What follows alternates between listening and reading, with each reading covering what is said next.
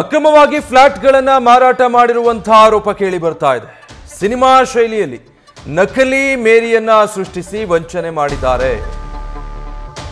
ಮೇರಿ ಅನ್ನೋರ ಹೆಸರಲ್ಲಿ ನಕಲಿ ದಾಖಲೆಗಳನ್ನು ಸೃಷ್ಟಿಸಿ ಅಕ್ರಮವಾಗಿ ಫ್ಲಾಟ್ ಮಾರಾಟ ಮಾಡಿ ವಂಚನೆ ಮಾಡಿರೋದು ಆರೋಪ.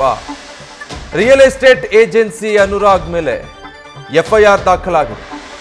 ಕೆನರಾ ಬ್ಯಾಂಕ್ನ ಮ್ಯಾನೇಜರ್ ಸೇರಿ 12 ಜನರ ಮೇಲೆ ದೂರು ನೀಡಲಾಗಿದೆ. ಕೆಜೆಹಳ್ಳಿ ಠಾಣೆಯಲ್ಲಿ ಅನುರಾಗ್ ಗ್ಯಾಂಗ್ ಮೇಲೆ ಸದ್ಯ ಎಫ್ಐಆರ್ ದಾಖಲಾಗಿದೆ.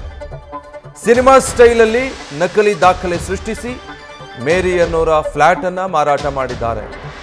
ಕಾವಲು ಸಂದ್ರದ ಅಪಾರ್ಟ್ಮೆಂಟ್ನಲ್ಲಿ ಮೇರಿ ಅನ್ನೋರದ್ದು 3 ಫ್ಲಾಟ್ ಇರುತ್ತೆ. ಆ 3 ಫ್ಲಾಟ್ ಅನ್ನ ಮಾರೋದಕ್ಕೆ ಈ ಸೂರ್ಯ ಎಂಬಾತನ ಪರಿಚಯ ಆಗಿರುತ್ತೆ.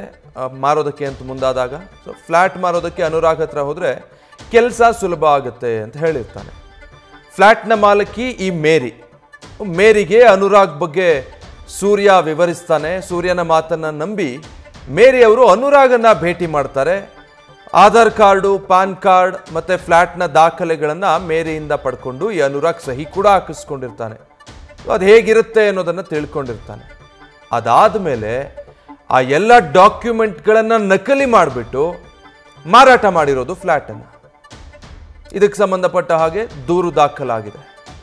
ಸಿನಿಮಾಗಳಲ್ಲಿ ಇಂಥದ್ದು ನಡಿಬಹುದೇನೋ ಅಂದ್ಕೊಳ್ತೀವಿ ನಾವು. ಮೇರಿಯವರು 3 ಫ್ಲಾಟ್ ಮಾರಬೇಕು ಅಂದ್ಕೊಳ್ತಾರೆ. ಸೂರ್ಯ ಎಂಬಾತನನ್ನ ಕಾಂಟ್ಯಾಕ್ಟ್ ಮಾಡ್ತಾರೆ. ಆತ ಹೇಳ್ತಾನೆ ಒಂದು ರಿಯಲ್ ಎಸ್ಟೇಟ್ ಏಜೆನ್ಸಿ ಇದೆ, ಅನುರಾಗ್ ಬಳಿ ಹೋಗಿ ಅಂತ.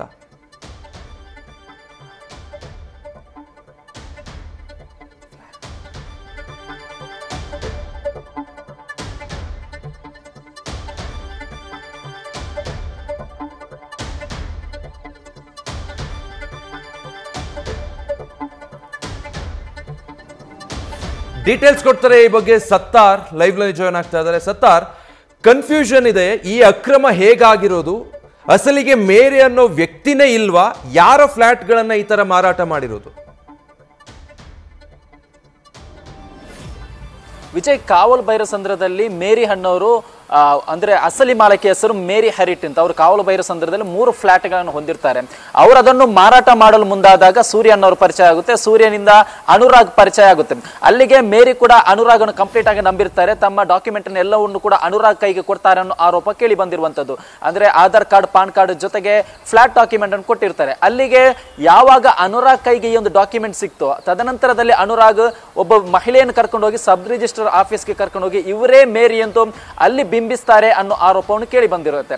ಆವಾಗ ಅಂದ್ರೆ ಫ್ಲಾಟ್ ರಿಜಿಸ್ಟರ್ ಮಾಡಲು ಸಬ್ ರಿಜಿಸ್ಟರ್ ಕಚೇರಿಗೆ ಅಪರಿಚಿತ ಮಹಿಳೆಯನ್ನು ಕರ್ಕೊಂಡು ಹೋಗ್ತಾರೆ. ಅಂದ್ರೆ ಬೇರೆ ಅವರು ಅಸಲಿ ಮಾಲಕಿ ಹೆಸರು ಮೇರಿ ಹರಿಟ್. ಅದೇ ಹೆಸರಲ್ಲಿ ಮತ್ತೊಬ್ಬರನ್ನು ಕರ್ಕೊಂಡಾಗಿ ಸಬ್ ರಿಜಿಸ್ಟರ್ ಆಫೀಸರ್ ಎದುರು ಹೋಗ್ತಾರೆ. ಇವರೇ ಮೇರಿ ಅಂತ ಅಲ್ಲಿ ಬಿಂಬಿಸ್ತಾರೆ. ಆ ಒಂದು ಸಂದರ್ಭದಲ್ಲಿ ಆಧಾರ್ ಕಾರ್ಡ್ ಅಲ್ಲಿ ಡಿಸ್ಮ್ಯಾಚ್ ಆಗುತ್ತೆ. ಅಂದ್ರೆ ಅಸಲಿ ಓನರ್ ಮತ್ತು ಈ ಮೇರಿಯ ಆಧಾರ್ ಕಾರ್ಡ್ ತಮ್ಮ ಡಿಸ್ಮ್ಯಾಚ್ ಆದ ಸಂದರ್ಭದಲ್ಲಿ ಇವ್ರು ಮತ್ತೊಂದು ಅಲ್ಲಿ ಪ್ಲಾನಿಂಗ್ ಮಾಡ್ತಾರೆ. ಈ ಮೇರಿ ಏನಿದ್ದಾರೆ ಅವ್ರಿಗೆ 71 ವರ್ಷ ಆಗಿದೆ, ಅವರು ಬರಕ್ಕಾಗಲ್ಲ. ಅದೇ ಕಾರಣಕ್ಕೆ ಅವ್ರು ತಮ್ಮ ಕೂಡ ಇಲ್ಲಿ ಪ್ರಾಬ್ಲಮ್ ಆಗುತ್ತೆ. ಅದೇ ಕಾರಣಕ್ಕೆ ನಾವು ಅಸಲಿ ಮಾಲಕ್ಕೆ OTP ಅನ್ನು ಕೊಡ್ತಾರೆ ಅಂತ ಅಲ್ಲಿ ಸಬ್ ರಿಜಿಸ್ಟರ್ ಕಚೇರಿ ಎದುರು ಆ ಒಂದು ವಿಚಾರ ಪ್ರಸ್ತಾಪ ಮಾಡಿ ಅಸಲಿ ಮಾಲಕಿ ಮೇರಿಗೆ ಕಾಲ್ ಮಾಡಿ ನಿಮ್ದು ಅಂದ್ರೆ ಈಗಾಗಲೇ ಅವ್ರ ಮಾತುಕತೆ ಆಗಿರುತ್ತಲ್ವ, ನಿಮ್ದು ಫ್ಲಾಟ್ ಸೇಲ್ ಮಾಡ್ಬೇಕಂದ್ರೆ ಅದಕ್ಕೆ ಮುಂಚೆ ಖಾತಾ ಮಾಡ್ಬೇಕು, ಈಗ ನಿಮ್ಗೆ OTP ಬರುತ್ತಾ, OTP ಹೇಳಿ ಅಂತ ಅಸಲಿ ಮಾಲಕಿ ಹತ್ರ OTP ಅನ್ನು ಪಡೆದುಕೊಂಡು ಅಲ್ಲಿ ಸಬ್ ರಿಜಿಸ್ಟರ್ ಕಚೇರಿ ಎದುರು ಅದೇ OTP ಮೂಲಕ ರಿಜಿಸ್ಟರ್ ಮಾಡಿದ್ರು ಅನ್ನೋ ಆರೋಪ ಇರುವಂತದ್ದು. ಹಾಗಾದ್ರೆ ಈ ಫ್ಲಾಟ್ ಖರೀದಿ ಮಾಡಿದ್ದು ಯಾರು ಅನ್ನೋದು ನೋಡೋದಾದ್ರೆ ಹೇಮಂತ್ ಮತ್ತು ಕೃಷ್ಣ ಏನಿದ್ದಾರೆ ಅವರು ಕೂಡ ಇದೇ ಅನುರಾಗ್ ಗ್ಯಾಂಗ್ ನವರು. ಅವರ ವಿರುದ್ಧ ಕೂಡ ಈ ಎಫ್ಐಆರ್ ದಾಖಲಾಗಿದೆ. ಎಫ್ಐಆರ್ ಅಲ್ಲಿ A3 ಮತ್ತು A4 ಆಗಿದ್ದಾರೆ ಇಬ್ರು ಕೂಡ. ಇಲ್ಲಿ ಅಂದ್ರೆ ಒಂದು ಗ್ಯಾಂಗ್ ವ್ಯವಸ್ಥಿತವಾಗಿ ಕೆಲಸ ಮಾಡಿದ ಅನ್ನೋ ಆರೋಪ ಕೇಳಿ ಬಂದಿರುತ್ತೆ.